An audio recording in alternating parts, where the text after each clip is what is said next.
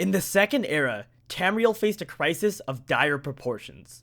Led by General Dir Kamal, an army from the distant continent of Akavir invaded Tamriel, sacking Windhelm and wreaking havoc across Skyrim and Morrowind alike.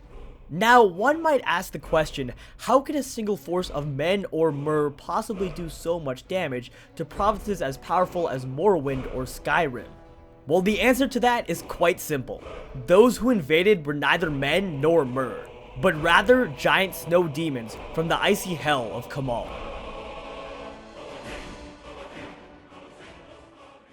Not much is known about Kamal, but what is known strikes fear into the hearts of men, mer, and beastfolk alike. To begin with, Kamal is one of the 4 major nations of Akavir, along with Ka Po Tun, Tang Mo, and Tsaesci. Its name quite literally means snowy hell, and not without good reason.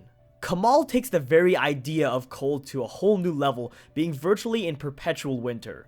In fact, it's so cold that the inhabitants of Kamal, known as the Snow Demons, spend the majority of the year frozen and immobile in solid ice. It's only once the summer comes that the demons of Kamal thaw out, and each time they do, the Snow Demons wage war. Most of their attacks are against other nations of Akavir, specifically the Tang Mo, but as was the case in Dir Kamal's invasion, they have invaded Tamriel before in the past. Not much is known about the Snow Demons' appearances, but they're suspected to be huge snow giants with massive ice crystals on their backs.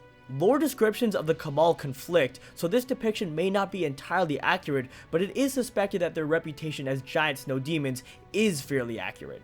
And it's certainly not without reason that Dir Kamal was able to do significant damage to Skyrim during his invasion in the Second Era. General Dir Kamal, otherwise known as the King among Demons, is undoubtedly the most famous member of his race. Born on the continent of Akavir in the late 6th century of the Second Era, Dir Kamal amassed a large army of Kamal warriors and sailed west to the neighboring continent of Tamriel. It's said he was searching for an item or person known as the Ordained Receptacle, the identity of which is unclear even to this day. The demon general's motivation be what it may, the fact remains that he invaded Skyrim, and the war that ensued took a heavy toll on the snowy province. In 572 of the Second Era, General Dir Kamal's ships landed at the mouth of the White River, north of Windhelm. In a bloody and indiscriminate massacre, the Snow Demons sacked Windhelm, destroying everything save the Palace of Kings, which even still was quite heavily damaged.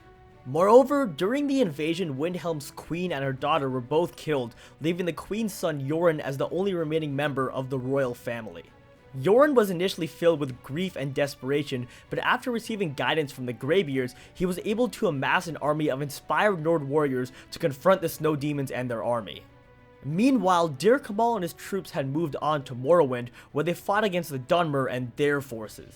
With good reason, the Demon King had assumed that Yoren would not pursue them into Morrowind due to the historical enmity between the Dunmer and Nords, but that's not at all what happened. Instead, Yoren pushed right into Morrowind, and the 3 armies met in a bloody clash at Stonefalls, a region in central Morrowind. The Nords and Dunmer joined forces in an unprecedented show of cooperation, working together to encircle Dir Kamal's forces in a 2-pronged attack.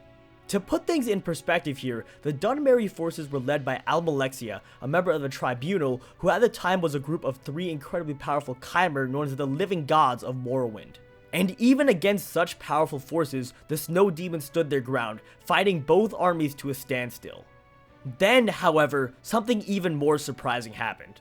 In the middle of the battle, when victory seemed anything but certain, an Argonian army arrived, and led by elite warriors known as the Argonian Shellbacks, the Argonians, Nords, and Dunmer collectively crushed Dir Kamal and his forces, pushing them all the way back to the sea and ending the invasion for good. Dir Kamal himself was killed by Almalexia at Red Mountain, ending the life of one of the most powerful generals in Elder Scrolls history. The unlikely cooperation between Nords, Dunmer, and Argonians led to a military alliance between them known as the Ebonheart Pact.